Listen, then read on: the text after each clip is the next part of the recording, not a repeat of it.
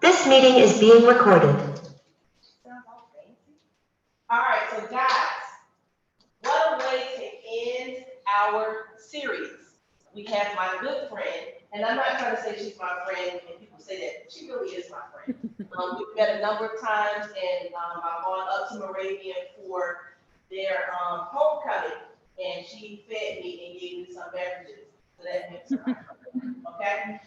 So we have Ms. Allison Rimsing, who is here from Moravian University, which is located up in Bethlehem. So how many of you guys know where Dorney Park is? Dorney Park? Yeah. So Dorney Park is in Allentown, and Bethlehem is maybe about 10 or 15 minutes from Dorney Park. And so she has come to us for the last 2 or 3 years to talk to us about the college search process. So everything that we have spoken about in our program, she is going to summarize everything, make it all fit together nicely, and give you guys some extra information so that you can get ready. And then I know there's some information that I skipped over that maybe she's not going to cover today. So you also got a calendar invite for our college application crash course. It's going to be on Wednesday, May the 25th, I believe, at 6:30. It is virtual. So you guys should automatically receive the invitation for that. If you did not, that same link that I gave you, the invite is on there. All right, I'm going to stop talking. So if you guys can give Ms. Rimsing your attention, you guys can see the screen well. And if you have any questions, we can pause, ask questions. If you have a question and you don't want to be a weirdo, email me the question, I'll answer for you. All right, Ms. Rimsing.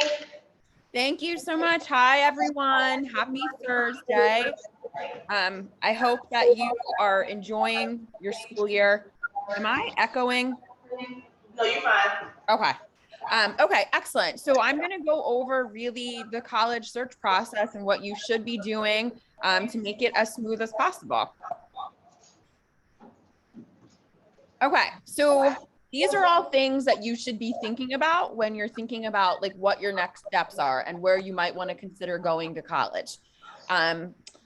You want to think about what it is that you're going to want to study, what you're going to want to do for a career. I know you're young to kind of think about that right now, and I know that's really crazy to start thinking about, but that's really going to inform your college search process because all schools have different programs, have different things that they specialize in. So you want to make sure that you're looking for schools that have some options for you of different things that you're interested in. So you want to make sure that they have your first choice thing and maybe some other things that you might be interested in studying.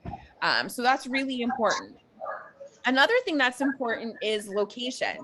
So maybe some of you want to stay close to home, and maybe some of you are like, I want to get as far away from home as possible. So that really needs to be a family discussion. You don't want to be applying to a bunch of schools in California when your parent or guardian is saying you have to stay in the state of Pennsylvania. So it's kind of better to start having those discussions early rather than once you're in the application process. And really, you also have to consider if you're thinking about going far, what does that mean if you need to get home for breaks or if there is an emergency or you need a family member to be able to get to you? Keep that in mind. Also think about the size of the institution that you are thinking that you're going to want to go to. Colleges range in size from a couple hundred to as many as 50,000 students. So it's important. I know you guys are at a fairly large high school, and maybe you kind of want to continue to have like relationships with your professors like you have with your teachers. Maybe some of you want even more attention, and maybe some of you are really good at learning independently and you can be in a classroom with 400 students and not have to have that one-on-one interaction with your faculty. So you need to know, like, do I need a little more hands-on, or can I work really independently and just listen to lectures? That's really important to understand, like, kind of where you're at with that academically. And then there's all types of different institutions. There's private schools, like Moravian is a private institution. There's public. So schools like Temple, Penn State, and Pitt are all state affiliated. And then you have your state system schools. So your Westchesters, your Bloomsburgs, your Kutztowns, your East Stroudsburgs. And then there's community colleges. Not every single thing that you might want to do requires a 4-year degree. Some might be for a community college or a trade school. So that's why, again, it's important to know really what you want to do so you can find the college that makes the most sense for you in terms of the application process. So all of these things need to be considered when you're putting together your list of schools. Okay, so you really want to do some research. Oh, that did not, there we go. Sorry, didn't know that would move like that. So you all have the beauty of having the internet to do college search. I did not. I got lots of mail and I sat on my bedroom floor and looked through a bunch of different pamphlets and thought like, let's see let's see what sticks out. You guys can search using the internet, using different search engines and really check things out where I didn't have that ability. So really the whole country is at your disposal. Definitely, if you're on the internet, take virtual tours, but know that if you're taking a virtual tour, colleges are picking a bright sunny day to make sure the campus looks the best. So everybody's going to look good on the internet. That's why it's also important to try to get to schools that you're visiting through individual visits and open houses. So individual visits are you're signing up for a tour and you're going on a tour. It might be with a small group of people. It might be with a bigger group of people, but it's usually just a campus tour and maybe a chat with an admissions counselor. Open houses are bigger events. They tend to, well, there's always open houses in the fall and some in the spring. And then some schools will do some smaller ones in the summer. So an open house, you're usually able to get more information. Like there'll be academic departments available. You can usually taste the food, but those are bigger events. So you're really not going to get that one-on-one attention. Another thing you can do to check out colleges is attend college fairs and meet with admissions representatives. So COVID made things weird and we had lots of virtual college fairs. I do think things are going to start going back. Well, things have already started going back to normal. I have three organizations listed there. There's NACAC, which is the National Association of College admissions counseling, and typically in a normal year they'll do a big college fair in Philadelphia where all students from Pennsylvania can check out different colleges. PACAC is the Pennsylvania Association of College Admissions Counseling. Usually they'll do fairs in Montgomery County, Bucks County, Chester County. That was a little different this year. And then you guys aren't terribly far from New Jersey, so I also listed the New Jersey ACAC because they do fairs as well. So use the internet, check things out, and you can also be using the internet to really narrow down your career interests. Can you pause for a second, Ms. Crimson? Yep. So do you guys have any questions at all so far? So this slide that can you go back to the last one? Yep. The slide that she just went over, again, she just talked about the importance of college visits. So you guys just did 2 college visits. The only reason why we didn't come to see you is because they said it had to be 25 miles, 25 minutes. So now you're seeing how that's all coming together for you guys. Okay. Okay, so these are things that you should be doing. Hold on, I have a toolbar in my way. There we go. So I know that this first one is dicey. So I have register for SAT and ACT tests. So lots of schools are going to, or have gone test optional during COVID. I think that we will see some schools continuing to remain test optional, but some schools are going to go back to test scores. And then there's specific programs that schools might require test scores for. Like at my institution, we do require test scores just for our nursing program because it's super competitive. I always say you want to take a test. You want that baseline and you want a set of test scores under your belt because you don't know what opportunities may arise during your senior year that a school might reach out to you about playing a sport and they require SATs. So I always say take a test so that you have one. If you like your score and you're going to use your score, that's great. But at least you know kind of where you land, and if something would come about, like you've taken the SAT. There's lots of prep courses you can do for the SATs, and one of them is Khan Academy, and that's actually a free online course that you can do that's only going to bring your test scores up. Also, be meeting with your school counselor. You want to make sure that going into your senior year, you're filling the class with strong academic courses. You do not want to take it easy senior year, because if you do plan on going to college, if you kind of coast your first year or your coast senior year, you're not setting yourself up for success, because college is going to be harder, like when you get to that next level. You want to make sure you're not kind of just letting senioritis kick in. You want to take strong courses so that you're better prepared. Also, if you have the ability to take courses in classes that might be something that you want to major in, like maybe it's a business course or maybe it's a healthcare course. If you can do that and it's something that you're thinking you might want to study, test the waters with that. And if you have the ability to job shadow with a professional in some of the areas that you're interested in doing, do that as well.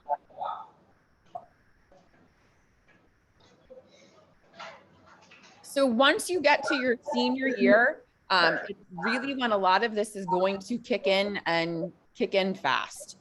So you want to be continuing to explore colleges through college fairs, like I talked about, open houses, college visits.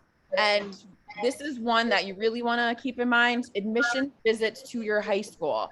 So in the fall, colleges are going to start coming and visiting your high school. And then typically it's going to be the admissions rep that reviews the applications for your high school. So why would you not want to meet with that person one-on-one for them to answer questions you have and for them to get to know you a little bit more? That face that that person that you're going to meet with is going to be there to really guide you throughout the process. So definitely take advantage of that. You also want to understand the admissions requirements and deadlines for the different schools where you're applying to. Let me be frank when I say everybody does it different. There's not everybody has one certain deadline. Everybody does things differently. Everybody wants different things.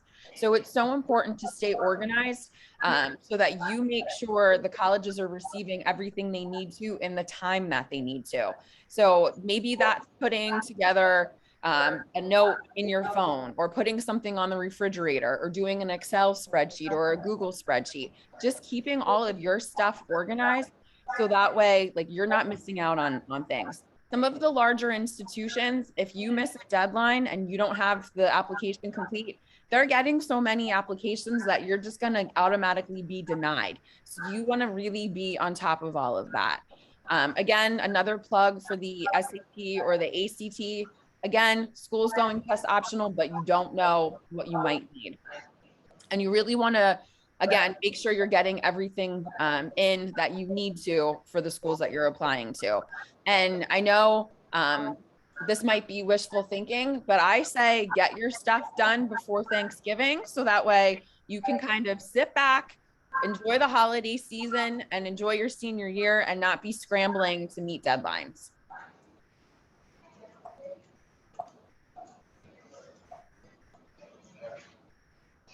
Do you guys have any questions before she moves on to the next grade at all? Any questions? All right. Ooh.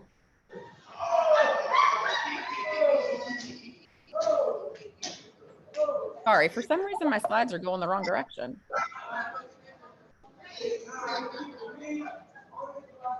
There we go. Oh. There we go. Okay. So like I said, every school does things differently. So you need to know the different types of deadlines and what the schools you're applying to are using.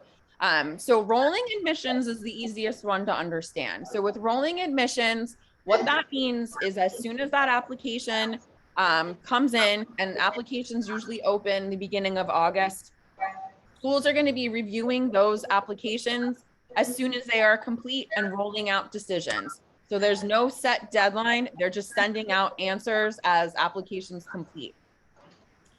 Early action has typically fall deadlines.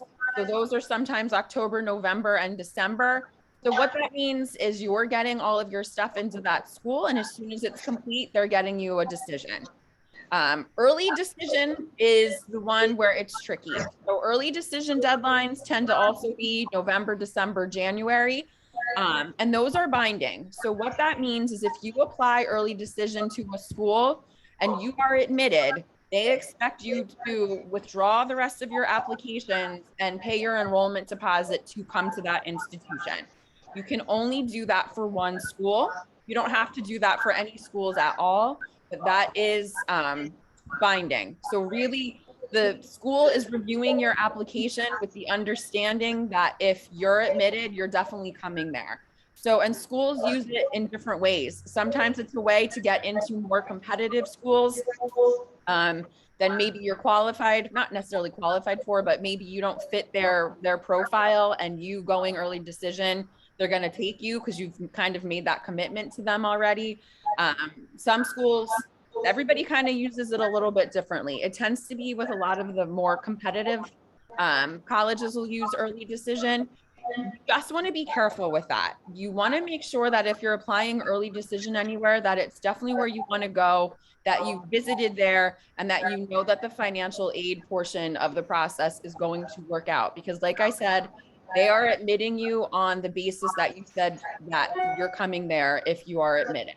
So you just want to be careful with that. The other thing is regular decision. So schools that have early decision or early action will have regular decision. Regular decision is a later deadline, typically around March. And some will send out answers right away, even if you applied early or regular decision. Some schools are going to hold those decisions until March or April. So kind of want to check on that as well and kind of find out what that time frame is. So as you can see, it's all kind of all over the place, and everybody's going to have different deadlines, and they're going to put them at different points in the year and on different dates. So that's why it's important to stay organized, and it's important to remember that early decision is binding. So if you're applying anywhere early decision, it's one school and you've done your research on that. Does anybody have questions about that? Because I know that's confusing. Okay.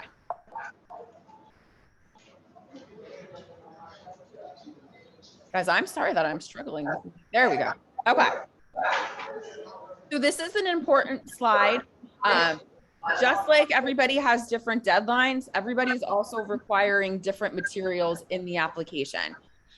So a lot of schools are going to ask you for your transcript. Now, what your transcript is that is coming directly from the high school, and that's going to be all of your grades from all of your coursework and your grades for freshman, sophomore, and junior year. And some are going to ask for first semester or mid-years for senior year.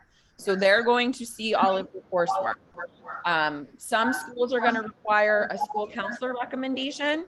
Some schools are going to require a teacher recommendation. Some might have you do one or the other. Some might have you do both school and teacher. Some might have you do school, counselor and 2 teachers. Some might throw in a personal recommendation. Some don't require a recommendation at all and are just looking at your transcript. So again, lots of different things going on. And as I said, some are going to require SAT or ACT scores. Some are not. Some are going to require a personal statement. Some are not. So every school is going to be different. That's why it's so important to be organized, keep those deadlines somewhere, and keep what each school needs on that list as well, so you're not missing anything. Some other things that can be considered, resumes. So we like when a student sends us a resume because that can really show us like what they're involved with.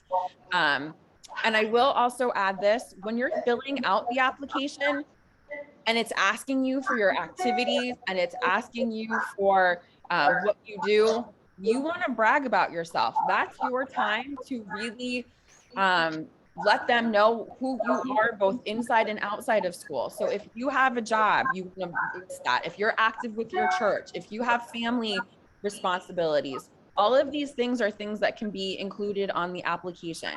Some schools are looking for perfect grades. Other schools are looking for students that are going to get involved when they get to the institution and be engaged. So we do want to see all of that stuff because that helps inform our decisions. Some schools might also have you do an interview with an admissions counselor or an alumni representative. That's your opportunity to, again, put your best foot forward and also talk to that admissions rep or alumni about things that might not be included in your application. So maybe there's a class that your grade kind of slipped, but there was something going on that caused that. That's your opportunity to kind of talk through that. Questions about any of this? I do have some question or comment. So on this section, guys, everything is important. When you start asking for recommendations for applications and scholarships, the priority people that you want to ask are your teachers. Teachers that know you, teachers that have had you in class, teachers that have seen you maybe accomplish some kind of obstacle, overcome an obstacle that you had. If you have to submit a council recommendation, do that, but just remember, most of us do not know you as well as your teachers do. And so what's gonna happen, like let's say for a scholarship, if you ask for a council recommendation, it might be shorter. It might not have as much information, and so the person who's evaluating you, your evaluation score is not gonna be as high. So you want to use somebody who has more information. If most teachers are not going to allow you to see their recommendations either. So if you're not sure, email me or call me. I will look through them all and tell you which ones you should send, okay? But it's very important to make sure that you get at least 3 people to write something for you. You can ask a coach, you can ask a club or advisor person. Any other questions? No questions so far? Okay, so there's something I want to add here. So with your personal statement, you want to put effort into that. We're reading those. That is your time to tell us about you. That doesn't show on the transcript. It doesn't show in your activities. You also want to make sure that you're having someone proofread that and that you're not just doing it on your phone and that you're capitalizing things and that you're using punctuation. We read these. We want to see who you are as a student, and we also want to see your writing ability. So don't kind of take those lightly. We do pay attention to those. Okay, so financial aid. So this is something that you'll need to worry about in the fall, but don't stress about it right now. But financial aid, the free application for federal student aid called the FAFSA, becomes available October 1st of your senior year. So that is going to be a joint effort in filling that out between you and a parent or guardian, because it's going to require information from both of you. This form is required for most federal, state, and college-based aid. So you do not want to miss out on doing this. This will be able to assist colleges in giving you any need-based financial aid. Be aware that the FAFSA has deadlines for schools. Just like the application for admission has deadlines, schools also have deadlines for when you can submit the FAFSA. You want to make sure that you're submitting it on time and that it is complete. One thing I also want all of you to remember is you all live in Pennsylvania. So you also all want to fill out the Pennsylvania state grant application, because if you end up going to a college or university in Pennsylvania and you qualify for that state grant, that could be like this year, it's going to be $5,700 in free money. So you don't want to miss out on that. And that one has a very hard deadline of May 1st. So I have seen students in Pennsylvania forget to fill that out and then miss out on $5,700. Free money is free money. So if you qualify for that, you want to make sure that you're getting that. So you want to fill that out. Some schools might require a CSF profile. That's a little more intrusive than the FAFSA. So again, you want to make sure that you know what the schools need. And then you want to continue to search and apply for scholarships offered by the colleges that you're applying to, and other organizations, whether it be your parent or guardian's employer, your church, any groups that you belong to, anything that your high school might have available. You want to maximize the amount of free money that you're bringing into the institutions that you're applying to. Questions about that? Yes. That's our question. I'll ask the question. Great question. So the question is, does the PA state grant only apply to schools in Pennsylvania or across the country? Only to schools in Pennsylvania. So if you are a Pennsylvania resident going to a Pennsylvania school, that's when you can use that grant. If you're going to school in New Jersey, that Pennsylvania state grant's not going to go over with you to New Jersey. Does that make sense? Any other questions? I'm sorry, what? Was there another? She's talking about college in general, not her. She's going to talk about hers at the end. Any other questions on financial aid on the screen? I do have another thing to say about it. Do not pay someone to complete the FAFSA for you. And don't go to a website that's asking you for payment to do the FAFSA. If you need help doing the FAFSA, you want to go and make an appointment with the financial aid office that you're going to. And I can also help you with them as well. Which is awesome because you have that resource.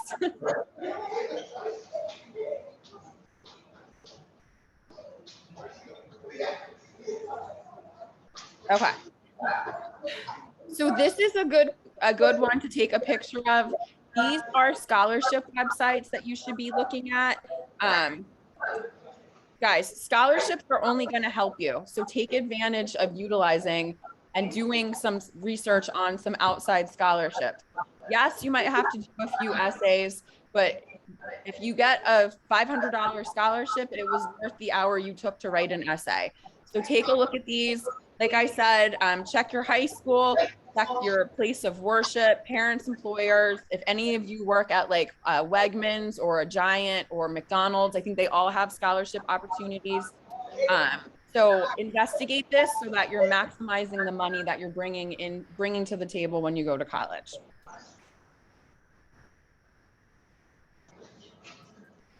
So visiting is so important. You want to take advantage of different opportunities to visit campuses.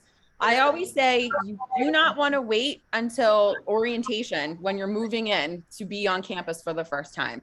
You want to check out campuses way before you make that decision. I think it's best to visit in the fall, like when you're going through the application process.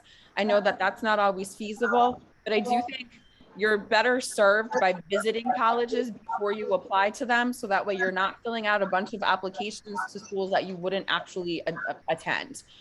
So if you can do some visits this summer and also in the fall, I think that serves you best. Some campuses are going to give you the ability to sit in on classes, meet with faculty and staff to learn more about the program, meet with the admissions office, meet with coaches, and meet with student athletes. So that, or not student athletes, students. The students are going to be your best resource because they're going to give you the real deal. They're living it every day. So you want to find out from them like what their experience has been like. The whole college search process, I know, can be stressful, but it just takes time. It takes research, it takes asking questions, and it takes exploring all options.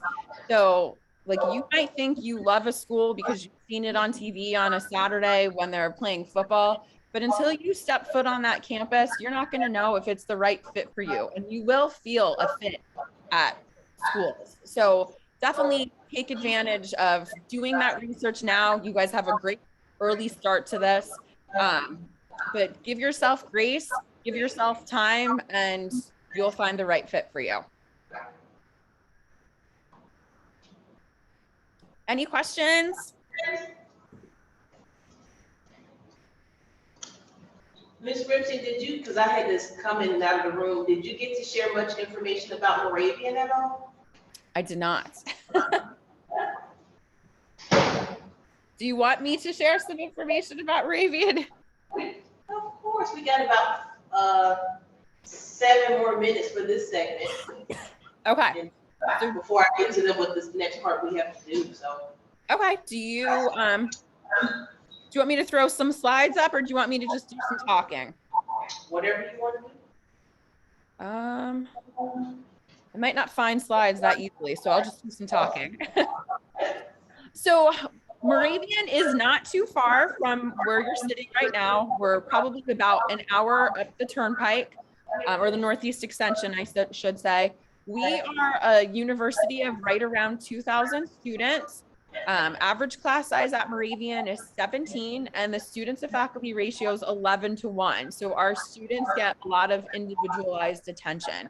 So some of the things that I think make Moravian unique, we were founded in 1742, which does make us the 6th oldest college in the country, which I think that's cool. But I think what's more cool about that is the 5 colleges that were older than us were educating white males.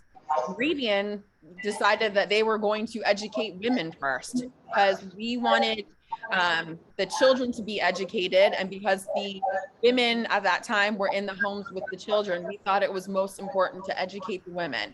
Another thing that we did, I think that was pretty cool back in those days, is while the other institutions were all forcing the Native Americans to learn English so they could teach them in English, the Moravians were learning their language and teaching the Native Americans in their own language. So kind of some cool stuff.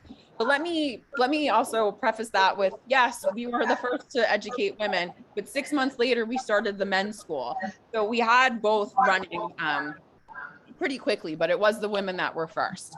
So that's pretty cool. Another cool thing about Moravian is that we're a dog-friendly campus. So you will see dogs around campus. Our faculty and staff are allowed to bring them to their offices. So you will see them walking around. And we're also an Apple distinguished school. So what that means is all of our students receive a MacBook Pro, an iPad, and an Apple Pen. So you get that at the end of your senior year once you've made the commitment to Moravian. And then it's yours all 4 years that you utilize that. And then when you graduate, it goes with you. So I think that is a pretty cool thing. We're a residential institution. We do guarantee housing for all 4 years. There's a lot to do on campus and in the city of Bethlehem. Bethlehem is a smaller city. We have over 60 different areas of study. We're adding more every year. We just added, we're adding communication for the fall as well as finance. So always doing new things. We have over, now I forget how many clubs and over 80 clubs and organizations. So there's really something for all students to get involved with. And we really are a campus where kids kind of find something early on, and that's kind of, you find your niche. Like everybody does something. It's not just the work in the classroom. And for us, that's important that our students are engaged, because there's a lot of learning and growth that you can have by being involved on campus. Community service is definitely something that is important to us. So we do have a lot of service opportunities for our students to get out in the community and help out. That's kind of Moravian in a nutshell. We have a lot of internship opportunities for our students, and 96% of our students are employed within 6 months of graduation. And real quick about the admissions process, every student admitted to Moravian does receive a merit scholarship. So we do help every student make the college experience more affordable. And that's kind of us in a nutshell. All right, awesome. So does anyone have any questions before we let Ms. Rimsing go? She's gonna, I'm sure, gonna be down here in the fall. We're going to have our annual career fair is coming back, Ms. Rimsing. Yay. Tentatively scheduled for October 7th. I'm crossing my fingers, so I will be sending you a save the date sometime this week. And then once they confirm our date, we can go ahead and do that. And then she'll definitely be here for college visit season, which usually goes from September through December. So you definitely want to make sure that you visit with her when she comes in the fall. So any other questions for her? And we got one more part before you guys leave, so don't pack up just yet. Any questions? She did a great job. All right, so if you guys can give her a round of applause. A lot met with us today. So Ms. Rickson, I'll be back in touch with you. Okay, sounds good. Bye, everybody. Thank you for being a great audience. All right. So guys, I'm going to share my screen. I got a couple of things I wanted to go over with you.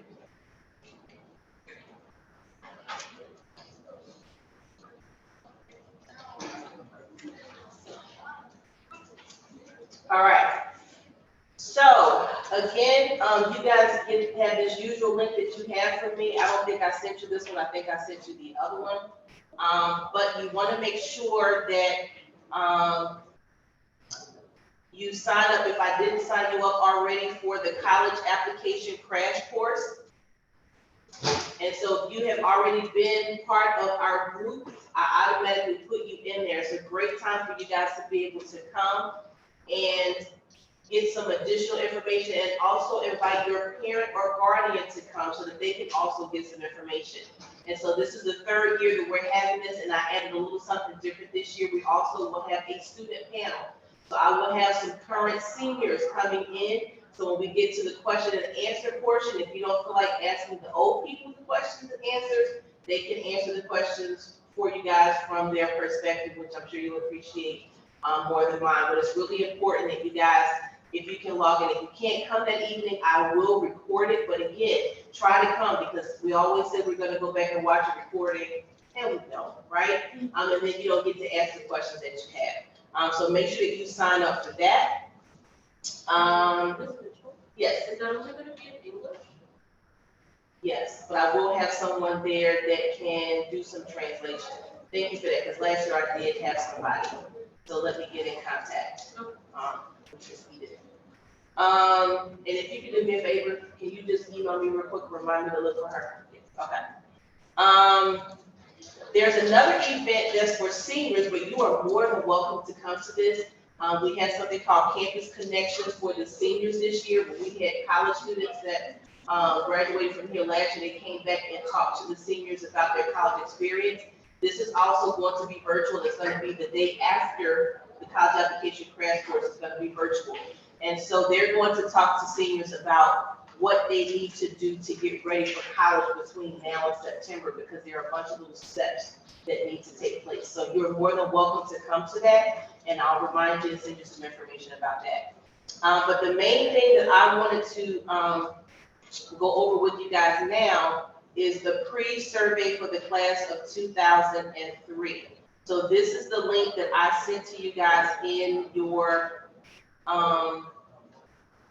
email this morning. This is totally optional. However, in order for me to best help you next year, because you all have individual circumstances, information on this questionnaire can help me help you, okay? So I'm gonna go through this questionnaire, so if there's anything, questions that you have in there, you can answer them. If you can get this done today, it would be great, but do it whenever you can, okay?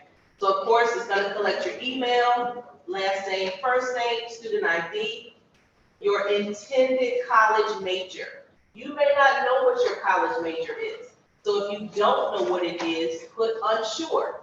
If you're thinking about 2 or 3 things, put those 2 or 3 things. And how I have this set up, I believe, is that it will send you a link of your responses that you can go in anytime and update. Or if I have a question, I'll just ask you an update myself. What type of school are you thinking about attending? So we've talked about these: your trade, technical school, community college, 4-year college. Or if you plan to work right after high school, I need to add military to this. So I'll add that later. Or other. List any colleges that you are thinking of applying to. So again, this is not a judgmental question. I just kind of want to see where your head is right now, because you also want to make sure that your grade point average and some other items match up with the selections that you had. So for instance, if you have a 2.0 or a 2.5, I don't need to see Harvard here. I'm not trying to be a hater, and I'm not trying to be rude. You're not getting into Harvard with a 2.5, okay? So we want to be realistic about some choices that you have. Or I may look to see what type of schools that you have selected, and I may think of some other schools, maybe, hey, consider looking at this place, consider looking at that place, okay? Are you the first person in your family to attend a four-year college? That's important because sometimes I may get emails from people asking me to nominate a student for a scholarship or nominate a student for a program that is a first generation college student. So that way I can find people easier, okay?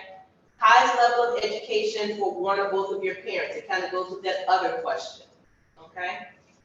Have you started your personal college essay? So that's what you guys should be working on again between now and when you come in. And I'm actually meeting with the English department this afternoon because they did have a senior English teacher to help you guys with essays, but some of you may have English this second semester. So I should put that on there as a question, but I'll get back to you about that. Do you have someone to help you with your essay? That's very important because some people think they can write well and they send me essays to proofread for them. And I'm like, did you write this on the bus on the way to the store? It's trash, right? So make sure if you're not the best writer that you have someone that's connected to you that can help you with your essay. And I'm working on something to get you guys some service for that too. Have you taken or registered for the SAT or the ACT?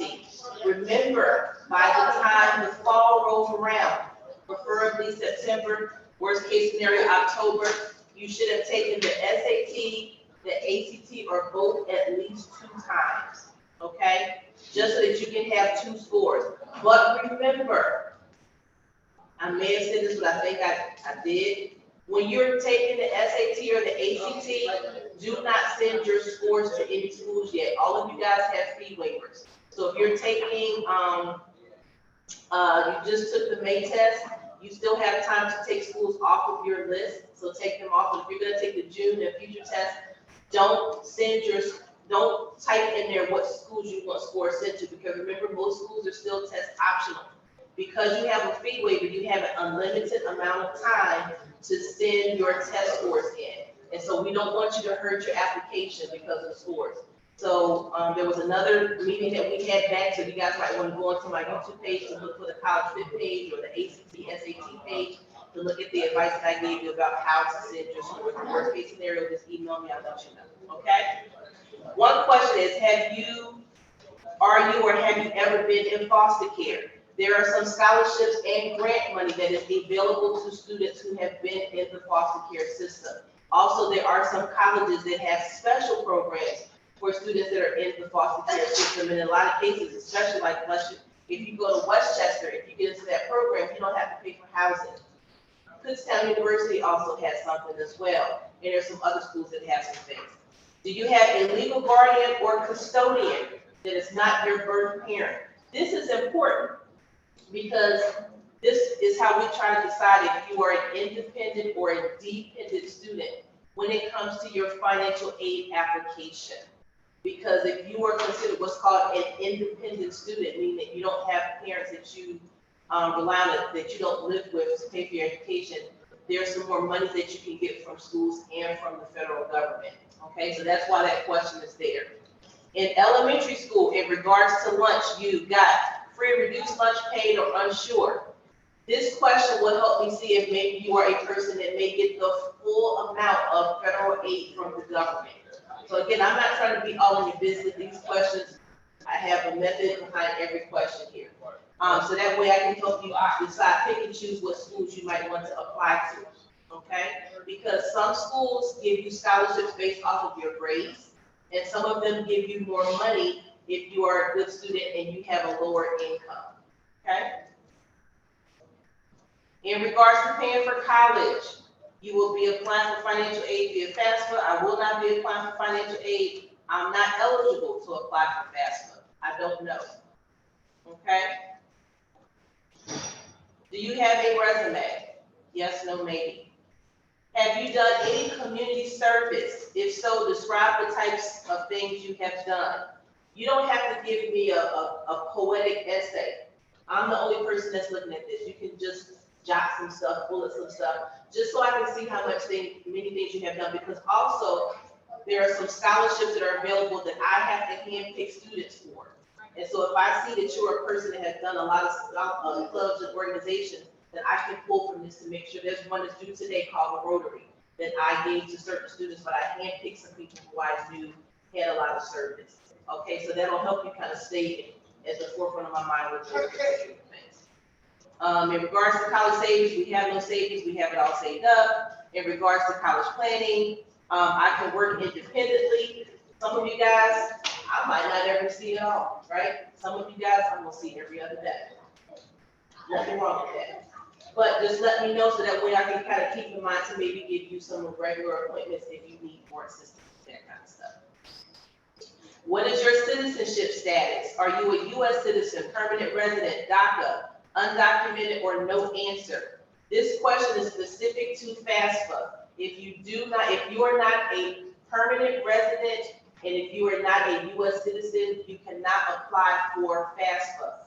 But there are some schools that kind of have a separate application for students that are DACA students and undocumented, that they can try to put some aid together for you, okay?